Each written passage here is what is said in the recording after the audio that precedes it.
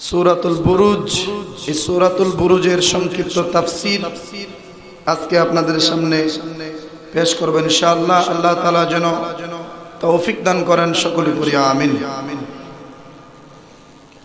আলোচনা শুরু করার আগে বলতে চাই, যুগ যুগ ধরে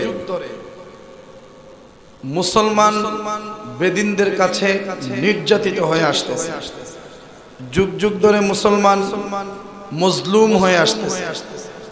মুসলমানদের উপরে অন্যান্য ধর্মের মানুষগুলি জুলুম করেছে। এর বহু নজির আল্লাহ তাআলা কুরআনুল কারীমের মধ্যে বর্ণনা করেছেন। শত জুলুম, শত বাধা, শত বিপত্তি উপেক্ষা করে আল্লাহর দ্বীন যারা মানুষদের কাছে প্রচার করতে পারেন তারাই হচ্ছেন প্রকৃত মুসলমান। যারা বলেন সুবহানাল্লাহ। আপনি একদিন একটা মানুষকে কালেমার দাওয়াত দিলেন, তার কাছ থেকে আপনি গালিগালাজ শুনলেন, শুনে এরপরে তার কাছে কালেমার দাওয়াত বন্ধ করে দিলেন। এটা হচ্ছে কাপুরুষের আলামত। সত্যিকারের মুসলমান, সত্যিকারের পুরুষের কাজ হলো, একবার দাওয়াত দিয়েছেন, আপনাকে গালি দিয়েছে, দ্বিতীয়বার দাওয়াত দিয়েছেন, বিরক্ত হয়ে আপনাকে আঘাত করেছে, চতুর্থবার গালি দিয়েছেন, আপনার বিরুদ্ধে আপনার পুরো সমাজকে একত্রিত করে ফেলেছে, চতুর্থবার দাওয়াত দিয়েছেন, আপনার বিরুদ্ধে সমাজের সব মানুষকে লেলিয়ে দিয়েছে। এইভাবে একদিন, দুই দিন, তিন দিন, চার দিন করতে করতে আপনি যখন তার পিছে লেগে থাকবেন, দেখবেন একদিন সে কালেমা পড়ে ফেলবে ইনশাআল্লাহ। কারণ সে চিন্তা করবে, যাকে মারলাম, যাকে আঘাত করলাম, যাকে বেইজ্জত করলাম, এরপরেও তো হে পিছপা হইল না। এতে বোঝা গেল তার কাজে সে অটল। শত কিছু হয়ে যাক, কিন্তু সে তার কাছ থেকে পিছপা হবে না। তখন সে নিজে থেকেই বুঝতে পারবে ইসলামটাই সঠিক, ইসলামের সুশীতল ছায়ার মধ্যে সে আশ্রয় গ্রহণ করবে। কথা ঠিক কিনা? এখন বর্তমানের বেশিরভাগ মুসলমান হয়ে গেছে অধিক বুঝনাদার। কি বুঝনাদার? বেশি বুঝনাদার হয়ে গেছে। অথচ যদি ভালো করে জিগান তাহলে দেখবেন নিজের বুঝটাই নিজে বুঝে না। মিথ্যা কথা বলছি আমি? যদি জিগান তাহলে দেখবেন নিজের বুঝ নিজে বুঝে না, কিন্তু তার কাছে বসলে তার কথা শুনে বোঝা যায় সে তো নিজেরটা বুঝেই, সারা দুনিয়ার সবকিছু সে বুঝে। ওই লোকটাকে আপনি নামাজের ফরজ কয়টি, আহকাম আরকান কয় ফরজ যদি জিগান সে বলতে পারবে না। অথচ তার কথার দ্বারা বোঝা যায় সে সব জানলেওয়ালা।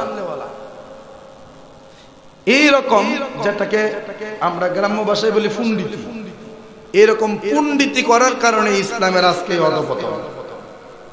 সকল মুসলমান যদি কোনো না কোনো একজন শায়েখ, কোনো না কোনো একজন মুরব্বীকে অনুসরণ করে চলতো, তাহলে মুসলমান কখনো গুমরা হইতো না, মুসলমান কখনো বেপথে যাইতো না। কিন্তু আমরা মুরব্বী মানব দূরের কথা, আমরা পীর নবী রাসূলরে মানা নেই, আমরার মধ্যে কত দরবার। কথা ঠিক কিনা? একজনকে লিডার মানব দূরের কথা, নবী যে আমরা লিডার আল্লাহ করে দিছে ইডি মানতাম পারি। এই জন্য যুগ যুগ ধরে আমাদের উপরে নির্যাতন হয়ে আসতেছে। এই জন্য আমাদের উচিত, কারণ আল্লাহ তাআলা কুরআনুল কারীমের মধ্যে বলেছেন, কাল কিয়ামতের ময়দানে আমি তোমাদেরকে নাম ধরে ডাক দেব না, আমি তোমাদেরকে তোমাদের নেতার নাম ধরে ডাক দিব। সুবহানাল্লাহ বলেন না? আল্লাহ বলেন, বান্দারে কাল কিয়ামতের ময়দানে আমি আল্লাহ যখন তোমাদের বিচার করার জন্য প্রস্তুতি নেব, আমি তোমাদেরকে নাম ধরে ডাক দেব না। তোমাদের লিডার যিনি, তোমাদের ইমাম যিনি, তোমাদের নেতা যিনি, ওই নেতার নাম ধরে ডাক দেওয়া হবে। ওই নেতার আন্ডারে তোমরা যারা আছো সবাই আমার দরবারে হাজির হয়ে যাবে। নেতা বলতে আপনার পীর, আপনার ইমাম, আপনার খতিব, আপনার বয়োজ্যেষ্ঠ যিনি আলেম, যাকে আপনি নেতা হিসাবে মানেন, যাকে আপনি লিডার হিসাবে মানেন, ওই বান্দাটার নাম ধরে আল্লাহ তাআলা হাসরের ময়দানে আপনাকে ডাক দিবেন। তার মানে বোঝা গেল আমরা মুসলমান, আমরা নেতা ছাড়া চলার অনুমতি নাই। আমরা মুসলমান, আমরা পীর ছাড়া চলার অনুমতি নাই। আমরা মুসলমান, আমরা ইমাম ছাড়া চলার কোনো সুযোগ নাই। কথা ঠিক কিনা? একটা কথার কথা, আমি ছোট হতে পারি কিন্তু আপনারা তো আমাকে ইমামতির ভাড়াবার দিছেন, আপনাদের ইমাম আমি, তো আমার ইমামকে, আমারও তো একজন ইমাম আছে, আছে না? আছে। আমি যাকে ইমাম মানি ওই ব্যক্তিটাও তো আর একজনকে ইমাম মানে, ওই ব্যক্তিটাও আর একজনকে ইমাম মানে। এইভাবে নেতা মানতে মানতে আল্লাহর রাসূল পর্যন্ত পৌঁছে যাবে। দেখা যাবে আমাদের সবার নেতা হচ্ছে আমার দয়াল নবী। বাবার আমার, সূরা বুরুজ অত্যন্ত চমৎকার একটি সূরা, যে সূরাতে আল্লাহ তাআলা অনেকগুলি কসম করেছেন। কি করেছেন? কসম। আল্লাহ তাআলা কসম করেছেন, অথচ আল্লাহ কথা বললে সেই কথার মধ্যে তো কোনো সন্দেহ নাই, কসম করার তো কোনো দরকার হয় না। কিন্তু তারপর আল্লাহ তাআলা কসম করেছেন। আল্লাহ বলেন, ওয়াস-সামাঈ যাতিল বুরুজ।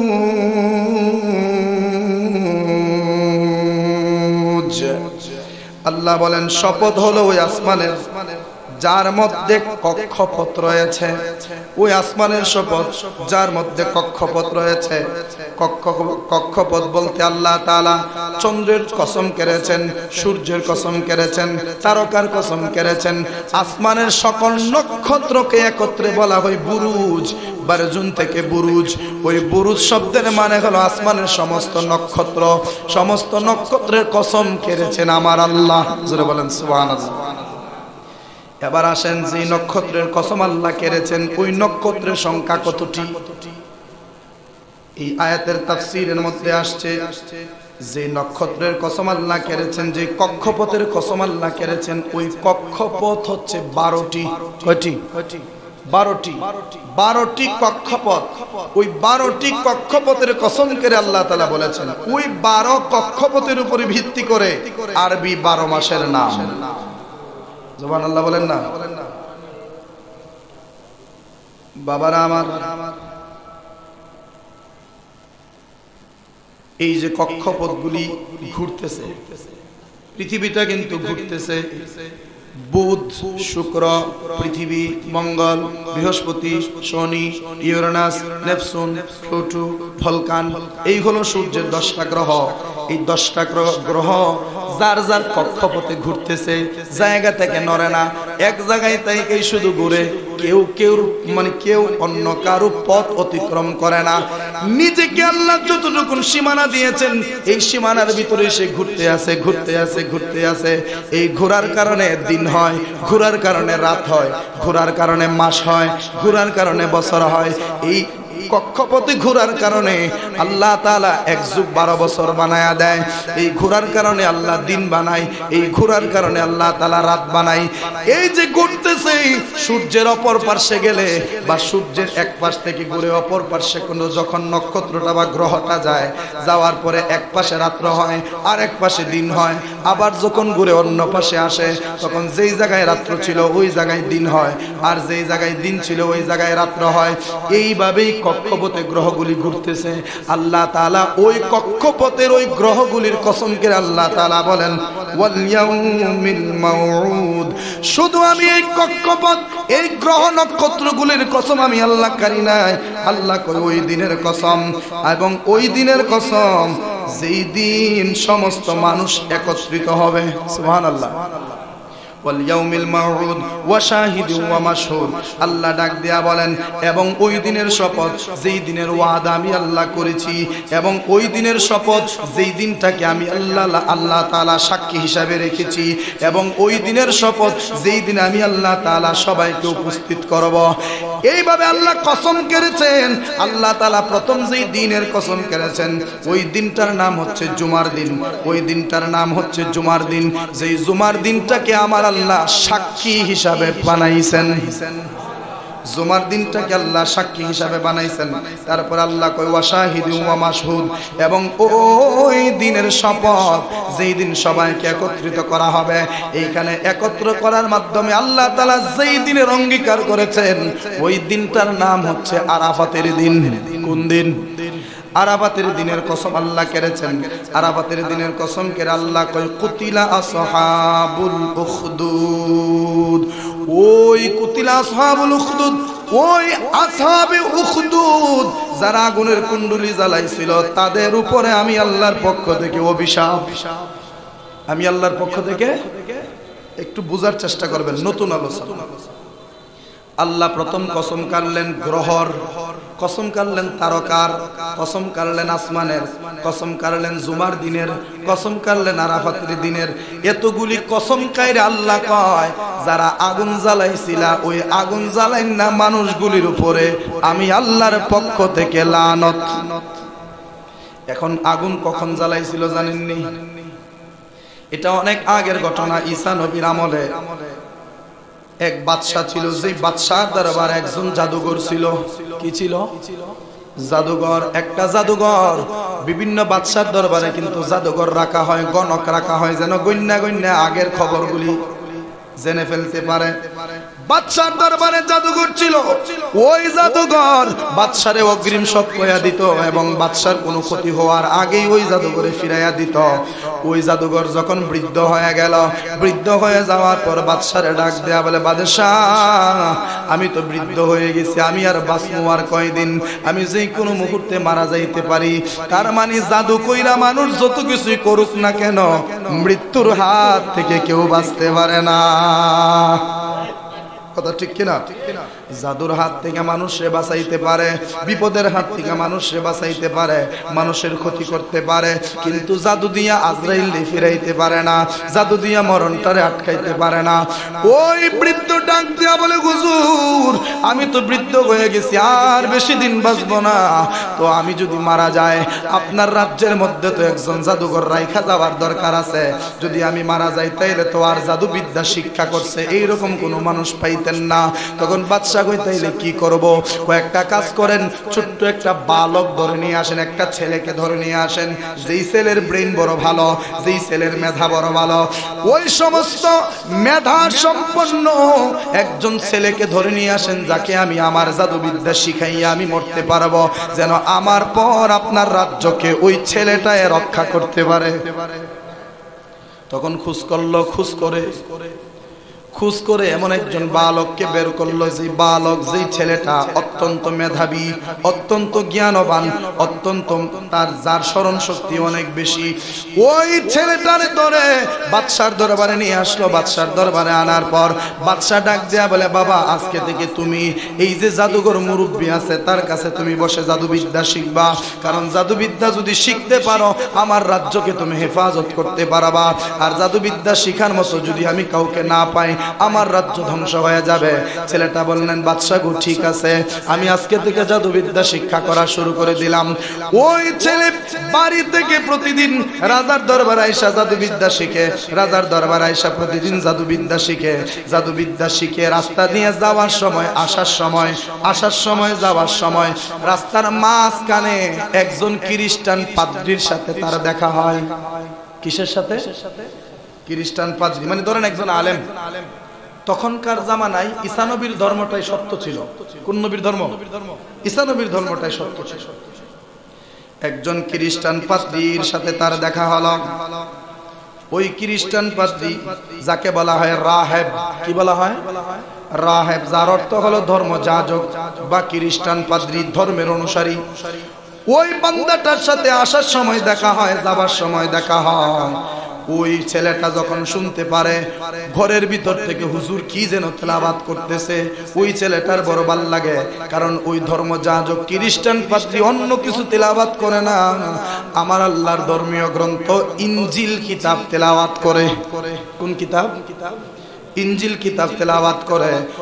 ওই ছেলেটা কি করে, প্রতিদিন রাজার দরবারে যাওয়ার সময় পাদ্রীর কাছে কিছুক্ষণ বসে রাজার দরবারে যায়, ওইখানে গিয়া জাদুবিদ্যা শিক্ষা, আবার বাড়িতে যাওয়ার সময় খ্রিস্টান পাদ্রীর কাছে কিছুক্ষণ বসে।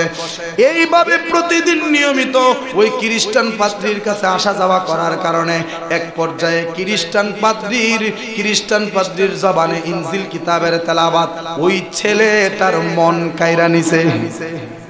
সুবহানাল্লাহ বলেন না। ওই ছেলেটার মন কাইরা নিছে, একদিক দিয়া জাদু শিখতেছে, আরেক দিক দিয়ে আল্লাহর কোরআনের তেলাওয়াত শুনে, আল্লাহর ইনজিল কিতাবের তেলাওয়াত শুনে। ওই ছেলেটা রাজার দরবার থেকে আসার পথে খ্রিস্টান পাদ্রীর কাছে ধর্মের জ্ঞান শিখতে শিখতে এক পর্যায়ে ওই ছেলেটা ডাক দেয়া বলে, হুজুর আমারে আপনার দলের বানায়া নেন। কার দলের? আপনার দলের বানায় নেন। বলতে আমার আপনি মুসলমান বানায় নেন। তখন ওই খ্রিস্টান পাদ্রী বললেন, বাবা তাইলে জবানে পড়ো। কি পড়বো?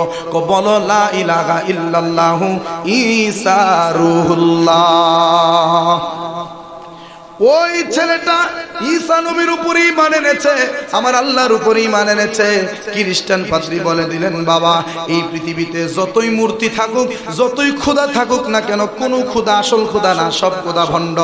একমাত্র তোমার রব, আমার রব, যিনি আমাকে বানাইছেন, তোমাকে বানাইছেন, বাদশাকে বানাইছেন, দেশের সবাইকে বানাইছেন, তামাম জাহান যিনি বানিয়েছেন, ওই সৃষ্টিকর্তা রব্বুল আলামিন হচ্ছেন আমাদের রব। ছেলেটারে শিখাইয়া দিলেন। ওই ছেলেটা ঈমান যে গ্রহণ করছে সেই জিনিসটারে গোপন রাখছেন, কারণ যদি বাদশা জানতে পারে বাদশা তো তারে কতল করে ফেলবে। এই জন্য সেই জিনিসটাকে সে গোপন রাখা নিয়মিত রাজার দরবারে গিয়া জাদুবিদ্যা শিখে। জাদুবিদ্যা শিখা যাওয়ার সময় খ্রিস্টান পাদ্রীর পাশে বৈশা বৈশা আবার অনেকক্ষণ তেলাওয়াত কইরা শুইনা আবার বাড়িতে যায়। এইভাবে চলতেছে। একদিন ওই ছেলেটা রাজার দরবারে যাওয়ার সময় রাস্তার মাঝখানে বিশাল বড় একটা পাথর, বিশাল বড় একটা জন্তু, ধরেন একটা বাঘ অথবা একটা সিংহ, একটা এইরকম ডাইনোসর জাতীয় যেগুলা মানুষ খায়, এইরকম একটা বিশাল বড় দানব ছেলেটার সামনে পড়ে গেল।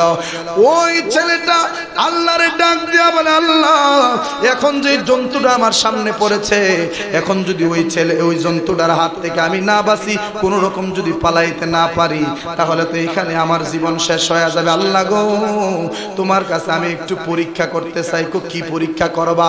ওই ছেলেটা আল্লাহরে ডাক দেয়া কয়, আল্লাহ আমি যেই খোদার উপরে ঈমান এনেছি, আমি যেই ঈসা রুহুল্লাহর উপরে ঈমান এনেছি, ওই ধর্মটা যদি সঠিক ধর্ম হয়ে থাকে, এই জন্তুটারে এই মুহূর্তে তুমি মাইরা ফেলাও। জোরে বলেন না সুবহানাল্লাহ। ওই ছেলেটা এই কথা বলে একটা ছোট পাথরের কণা হাতের মধ্যে নিয়া জন্তুটার দিকে যখন ছেড়ে দিলেন, এই ছোট্ট একটা পাথরের আঘাতে বিশাল বড় দানবটা একদম মরে শেষ হয়ে গেছে। সুবহানাল্লাহ বলেন না। রাস্তা পরিষ্কার। ওই ছেলেটা হাঁটতে হাঁটতে রাজার দরবারে চলে গেলেন। আরেকদিন কি হলো, একটা কুষ্ঠরোগী, যার কুষ্ঠরোগ, ওই ছেলেটা কি করছে, কুষ্ঠরোগীর শরীরের মধ্যে হাত ঘুরি মরায়া দিয়া বলে, আল্লাহ গো, আমি যদি তোমার ইবাদত করে থাকি, তুমি যদি সত্য খোদা হয়ে থাকো, আমি যদি সত্য খোদার উপরে ঈমান আনা থাকি, তাহলে এই ব্যক্তির রোগটা তুমি ভালো করে দাও, এই ব্যক্তির কুষ্ঠরোগটা তুমি ভালো করে দাও। বলার সাথে সাথে তার শরীরের সকল কুষ্ঠরোগগুলি ভালো হয়ে গেছে। ওই ছেলেটা অন্ধ লোকের চোখের মধ্যে এইভাবে ঘষা দিলে চোখ ভালো হয়ে যায়। বয়রা ব্যক্তির কানের মধ্যে ফু দিলে কান ভালো হয়ে যায়। আতুরলুলা ব্যক্তির পায়ের মধ্যে হাত মরায়া দিলে ওই ল্যাংড়া ব্যক্তি হাঁটতে শুরু করে। সুবহানাল্লাহ। এই রকম কারামতের অধিকারী আমার আল্লাহ তারে বানায়া দিছে। ওই ছেলেটার এই গুণাগুণ পুরো দেশের মধ্যে ছড়ায়া গেল। পুরো দেশের মধ্যে ওই ছেলের গুণাগুণটা ছড়ায়া যাওয়ার পরে রাজার দরবারেও যায় খবরটা পৌঁছে। রাজার দরবারে একজন কর্মচারী ছিল, যেই কর্মচারীর দুইটা চোখ কানা ছিল। ওই কর্মচারী দৌড়াইয়া ছেলের কাছে আসলেন। আয়েশা বলে, বাবা, ও বাবা, তুমি নাকি চোখ ভালো করতে পারো, দাও না আমার চোখটা ভালো করে দাও না। ও চোখ তো এমনিতেই ভালো হয় না, চক্ষু ভালো করতে গেলে আমার খোদার উপরে ঈমান আনতে হবে। আমার খোদার উপরে যদি ঈমান আনতে পারো, তোমার চক্ষু আমি ভালো করে দেব। ওই অন্ধ লোকটা ডাক দেয়া বলে, আমি সারা জীবন চোখে দেখি না, এই দুনিয়াটা কেমন আমি দেখতে পাই নাই, এই দুনিয়াটা কোন হালের আমি দেখতে পাই নাই, সবগুলো আমার কাছে কেমন অন্ধকার অন্ধকার লাগে। ও বাবা, তুমি যদি আমার চক্ষু ভালো করতে পারো, আমি ওয়াদা দিলাম আমি তোমার কাছে কালেমা পড়ে মুসলমান হয়ে যাব। ওই ছেলেটা চোখের মধ্যে হাত মরায়া দিয়া আল্লাহর কাছে দোয়া করলেন, আল্লাহ তুমি যদি সত্য খোদা হয়ে থাকো তাহলে এই লোকটার চক্ষুটা ভালো করে দাও। বলতে না বলতে লোকটার চক্ষু ভালো হয়ে গেল। ওই লোকটা তো খুশিতে আত্মহারা, নাচতে নাচতে দৌড়তে দৌড়তে রাজার দরবারে যায়, কয় রাজা মশাই, যেই ছেলেটা আপনার দরবারে আইসা নিয়মিত জাদুবিদ্যা শিখে, ওই ছেলেটা জাদুবিদ্যা দিয়া চক্ষুও ভালো করতে পারে। রাজার কাছে খবর দিল জাদুবিদ্যা দিয়া চোখ বালা করে। রাজা কয় না, জাদুবিদ্যা যতই কঠিন বিদ্যা হোক না কেন এইটা দিয়া চক্ষু ভালো করা যায় না। সুবহানাল্লাহ বলেন না। জাদুবিদ্যা যতই পাওয়ারশালী হোক না কেন এইটা দিয়ে কখনো ল্যাংড়া মানুষ ভালো করা যায় না। কুষ্ঠরোগী দূর করা, কুষ্ঠরোগীকে ভালো করা যায় না। এইটা তুমি কি বলো? জাদুবিদ্যার দ্বারা তো এটা সম্ভব হতে পারে না। তখন ওই ছেলেটারে ধরে নিয়ে আসলো, আয়না ডাক দেয়া বলে, বাবা তুমি কি এমন শিখেছ যেইটার কারণে তুমি মানুষের চক্ষু ভালো করে দিতে পারো? ওই ছেলেটা ডাক দেয়া বলে, হুজুর না না না, এমনিতেই কেন জানি আমি চোখের মধ্যে মর দিলেই চোখ ভালো হয়ে যায়, ল্যাংড়া ব্যক্তির পায়ের মধ্যে মরায়া দিলেই ল্যাংড়া ব্যক্তির পা বালা হয়ে যায়। তো হুজুর এইখানে অন্য কিছু না, কেন জানি আল্লাহ আমাকে এই রকমটা করেছে। যখন আল্লাহর নাম উচ্চারিত হয়েছে, বাচ্চা ডাক দেয়া বলে, আল্লাহ আবার কেডায়? ইমানদার ইমান বেশিক্ষণ গোপন রাখতে পারে না, কিন্তু প্রকাশ হয়ে যায়। ডাক দেয়া বলে, আল্লাহ আবার কে? হুজুর সারা দুনিয়ার মানুষ আপনারে প্রভু মানতে পারে, আপনারে খোদা মানতে পারে, কিন্তু আমি আপনার দরবারে জাদুর বিদ্যা শিক্ষা করি ঠিক আছে, কিন্তু আমি আপনারে কোনোদিন খোদা মানতে পারি না। আমার খোদা এমন একজন যিনি আপনারও মালিক আমারও মালিক। রাজা রাগান্বিত হয়ে গেলেন, বলো কি, কেমনে কি, তুমি কোন খোদার ইবাদত করো? তখন পুরো ঘটনা খুলে বললেন যে পাদ্রীর কাছে গিয়ে আমি পাদ্রীর কাছে দিন গ্রহণ করেছি, মুসলমান হয়েছে, আমি আপনার ইবাদত করি না, আপনাকে আমি খোদা বলে স্বীকার করি না। রাজা রাগান্বিত হয়ে গেলেন, নির্যাতন শুরু করে দিলেন, মারতে শুরু করে দিলেন। মারতে মারতে ছেলেটার অবস্থা কাহিল করে দিয়েছে। ওই ছেলেটা শুধু একটাই কথা বলে, রাজা মশাই যতই আপনি আঘাত করেন, যতই আপনি অন্যায় করেন আমার উপরে, যতই আপনি জুলুম করেন আমার উপরে, আপনি একটা কথা মনে রাখেন, জবান দিয়া, যেই জবান দিয়ে আমি একবার আল্লাহর উপরে ঈমান আনার কথা সাক্ষ্য দিয়ে ফেলেছি, এই জবান দিয়া কোনোদিন আপনার মতো জালিম বাদশাকে খোদা মানতে পারবো না। রাজা তারে বন্দী করে ফেললেন। বন্দী করে সৈন্যদেরকে ডাক দিয়া বললেন, একটা কাজ করো, এই ছেলে তো কোনোভাবেই মানতেছে না, তারে তোমরা মেরে ফেলো।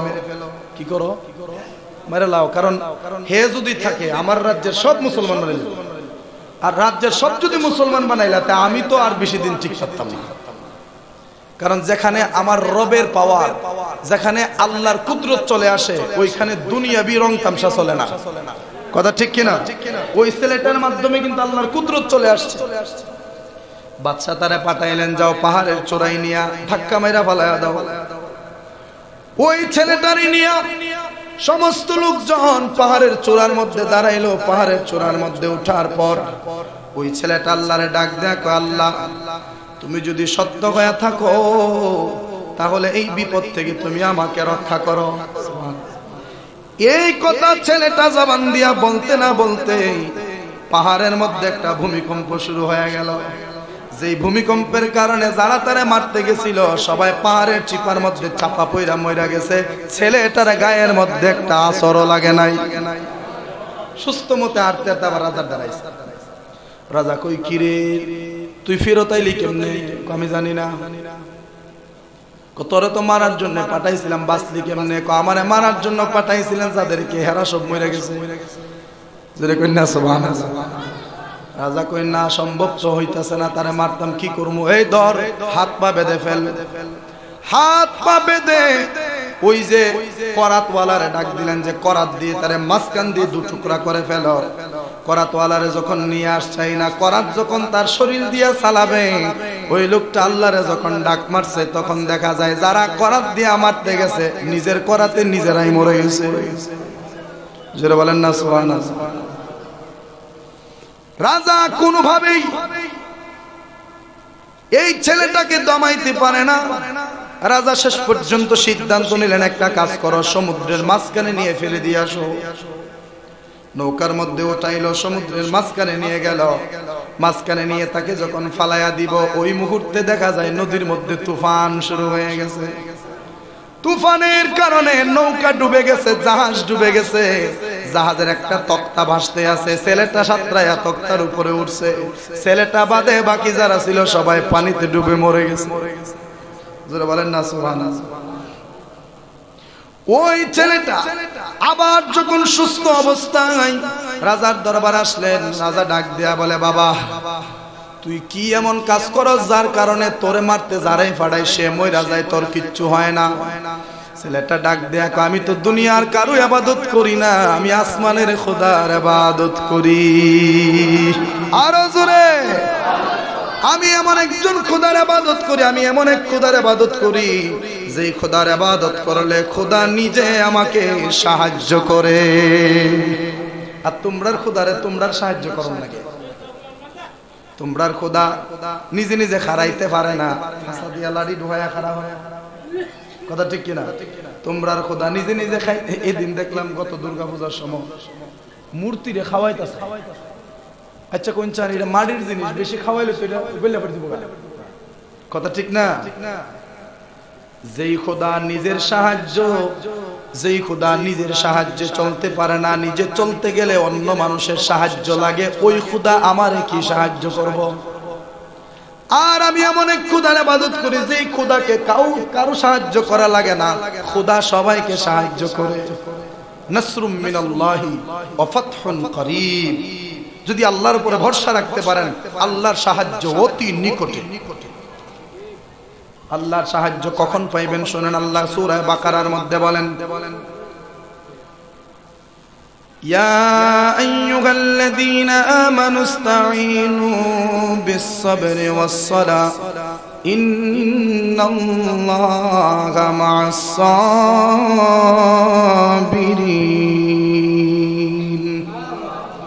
আল্লাহ বলে, এই ইমানদারেরা, ইস্তাঈনু, আমার কাছে সাহায্য প্রার্থনা করো। কিভাবে?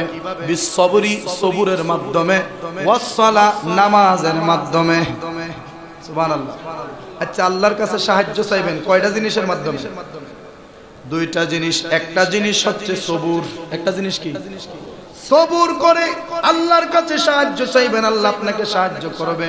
দুই নাম্বার, নামাজ পড়ে আল্লাহর কাছে সাহায্য চাইবেন, আল্লাহ আপনাকে সাহায্য করবে। আল্লাহ তারপরে কয়, ইন্নাল্লাহা মা'আস-সাবিরিন। আল্লাহ বলেন, ইন্নাল্লাহা, নিশ্চয় আমি আল্লাহ তাআলা, মা'আস-সাবিরিন, সবুরকারীদের সাথে আছি। যে ব্যক্তি বিপদে ধৈর্য ধরতে পারে, মুসিবতের সময় ধৈর্য ধরতে পারে, তার পেরেশানির সময় ধৈর্য ধরতে পারে, অর্থ সম্পদ লুণ্ঠন হয়ে যাওয়ার পরে ধৈর্য ধরতে পারে, যেই ব্যক্তি কঠিন বিপদের সম্মুখীন হওয়ার পরেও ধৈর্য ধরতে পারে, আল্লাহ কয় ওই ধৈর্যশীল বান্দার সাথে আমি আল্লাহ আছি।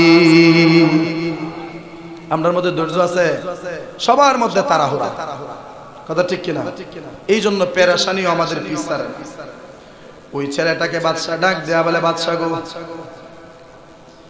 আমাকে কি আপনি মারতেই চান? তোমার না মারলে আমার বাদশার গদি টিকতো না। ছেলেটা কইতেছে, দেখেন ইমানদার বাঁচার আশা করে, কথা ঠিক কিনা? ইমানদার বাঁচার আশা করে না। যারা ইমানদার, যারা মুমিন, তারা প্রতিনিয়ত আল্লাহর কাছে মৃত্যু কামনা করে। আর মৃত্যু কিন্তু কামনা করা নিষেধ। মৃত্যু কামনা করা কি? এই মাসালাটা মনে রাখবেন। আমার মা বোনদেরকেও বলি, আপনারাও মনে রাখবেন। অনেক সময় ছেলের উপরে রাগ কইরা, জামাইয়ের উপরে রাগ কইরা অনেক মা বোন কো, আল্লাহ কি আমারে দেহে না, লই যেতে রাখে না, কথা ঠিক কিনা? বলে কিনা বলেন না? এই যে এইভাবে আল্লাহকে বলেন যে আল্লাহ আমার লই যোগা, এই গুলা কাবিরা গুনাহ। কি গুনাহ? কাবিরা গুনাহ। আপনি হন ছায়া, আপনি হন চাইলেও আল্লাহ নিত না। সমাজ উদ্দুর দিছে, উদ্দুর হইছে, উদ্দুর থাকি হয়ে যাওয়া লাগবে, কষ্ট হোক আর সুখে থাকেন, যে অবস্থায় থাকেন। মৃত্যু কামনা করা নিষেধ, কিন্তু আশেকরা সবসময় মৃত্যু কামনা করে আল্লাহর কাছে। কিভাবে? যে আল্লাহ, মৃত্যু কামনা করি এই জন্যে, কারণ দুনিয়াতে থাকতে তো নবীকে দেখতে পাচ্ছি না, শুনছি মরলে নাকি নবী কবরে আসবে, তো নবীকে যত তাড়াতাড়ি দেখতে পারি আমার জন্য তো ততই বালা। এই জন্য আল্লাহ দ্রুত আমাকে মৃত্যু দাও, যেন কবরে আমার রাসূলকে আমি দেখতে পারি। ওই ছেলেটা বললেন, যদি আমাকে মারতে চান তাহলে আপনাকে একটা কাজ করতে হবে। কি কাজ? বিশাল বড় একটা আগুনের কুণ্ডুলি বানান, বিশাল বড় একটা আগুনের গর্ত বানান, যে গর্ত বানাইয়া গর্তের মধ্যে আগুন জ্বালায়া দেন, ওই আগুনের মধ্যে আমাকে ফেলে দিবেন, তখন আমি মরে যাব। তো ফালাই দিলে কি মরে যাবো? না, এখানে একটা শর্ত আছে। কি শর্ত? ওই ছেলেটা ডাক দিয়া বলে, আমাকে আগুনের মধ্যে ফেলবেন, কিন্তু ফেলার আগে আপনাকে একটা কথা জবান দিয়া উচ্চারণ করতে হবে। কি কথা? কথাটা হচ্ছে আপনি বলবেন বিসমিল্লাহি রাব্বিল গোলাম। সুবহানাল্লাহ। আর জোরে বলেন না সুবহানাল্লাহ। আমাকে আগুনে ফেলবেন, ঠিক আছে, কিন্তু আগুনে ফালানোর আগে আমাকে ফালানোর সময় বলতে হবে যে বিসমিল্লাহি রাব্বিল গোলাম, আমি ওই রবের নামে ছেলেটাকে ফেলতেছি, ওই ছেলে যেই রবের ইবাদত করে, ওই ছেলেটা যেই রবের ইবাদত করে, ওই রবের নামে আগুনে ফেলতেছি। এই কথা বললেই দেখবেন আমি আগুনে পড়ে যাব, মরে যাব, এতে আপনারা বেঁচে যাবেন। জান, সিস্টেম শিখাই দিলাম। ওই ছেলেটারে ধরে নিয়ে গেল। ছেলেটারে নিয়ে যাওয়ার আগে বাদশা পুরো রাজ্যের মধ্যে ঘোষণা দিলেন যে আমার বিরুদ্ধে অবস্থান নিলে আগুনের মধ্যে ফালাইয়া এইভাবে তোমাদেরকে কতল করা হবে। যদি দেখতে চাও আগামীকাল এতটার সময় উপস্থিত হয়ে যাও। রাজ্যের সব মানুষ ভাঙ্গা বসে দেখবো। আসলেন, আসার পরে ছেলেটা বললেন, এবার আমাকে নেন। ছেলেটাকে ধরলেন,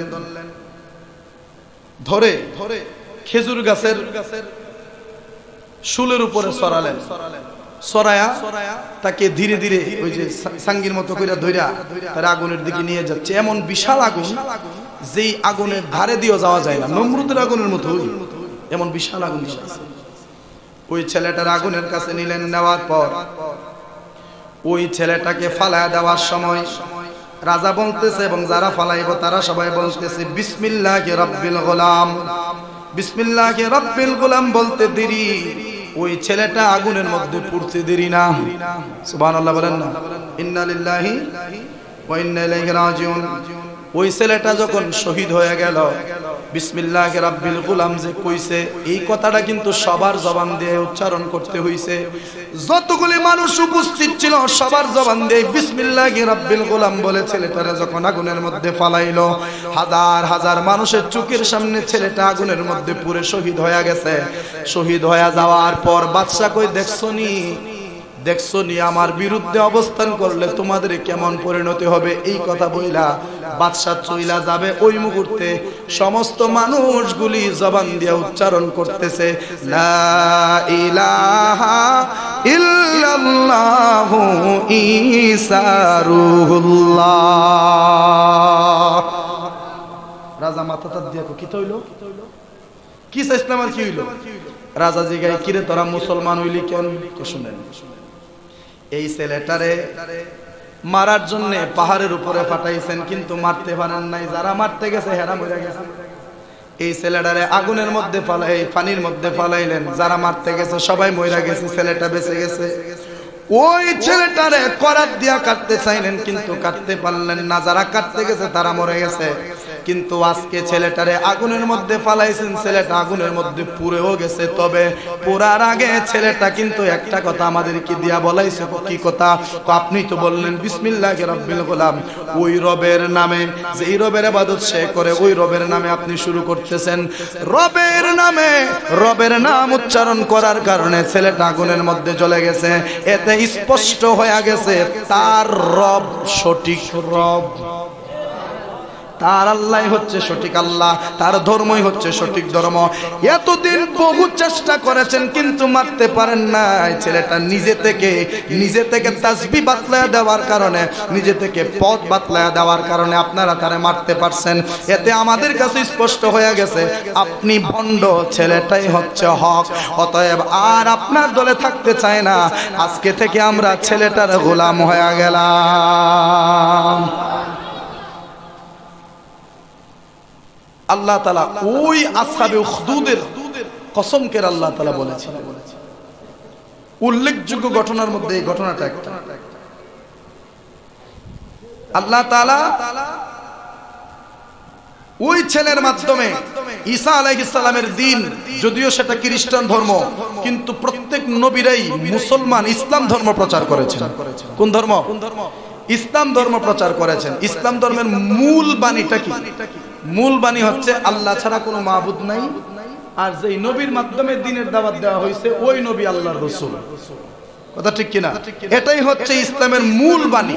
এটা কি ইসলামের মূল বাণী? যদি দাউদ নবীর উম্মত হয়ে থাকে তাহলে লা ইলাহা ইল্লাল্লাহ, দাউদু ওলিউল্লাহ বা দাউদু নবিয়ুল্লাহ, দাউদ নবী আল্লাহর নবী বা দাউদ রাসূলুল্লাহ, এইভাবে ওনারা কালেমা পড়াতেন।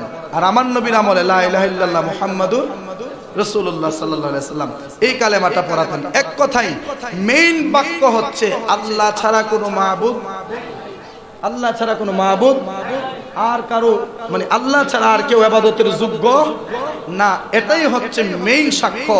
আর এই সাক্ষ্য যারা দেয় তারাই হচ্ছে প্রকৃত মুসলমান। যারা বলেন না সুবহানাল্লাহ। কারণ হাদিস শরীফে নবী বলছেন লা ইলাহা ইল্লাল্লাহ ফাদাখালাল জান্নাহ। যে জবান দিয়ে লা ইলাহা ইল্লাল্লাহ উচ্চারণ করলো সে জান্নাতি।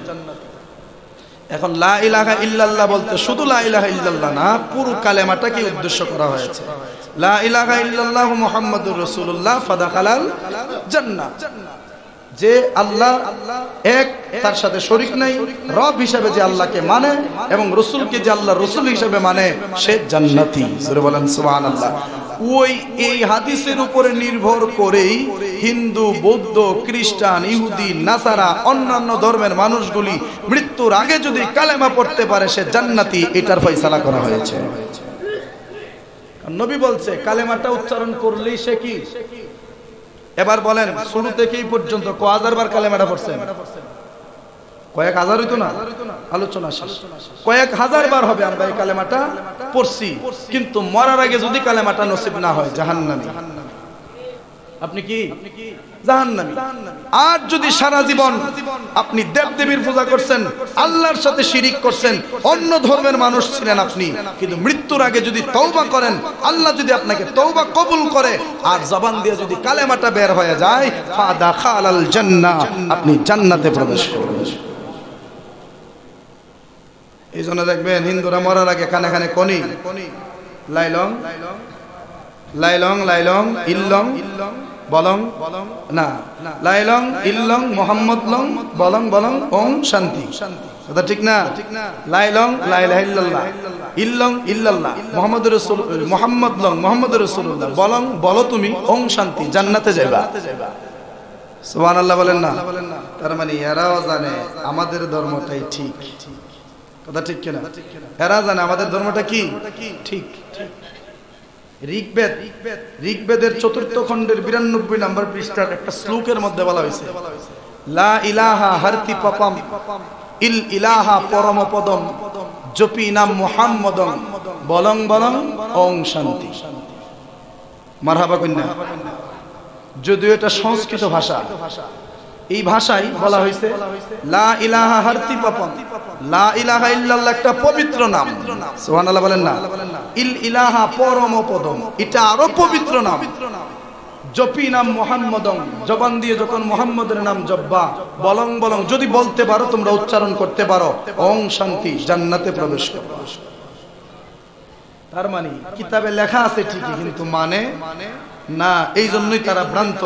আর আমাদের কোরআন ১৫০০ বছর আগে যেই রকম ছিল এখনো সেই রকমই আছে। এই কোরআনের মধ্যে কোনো রদ বদল হয়নি।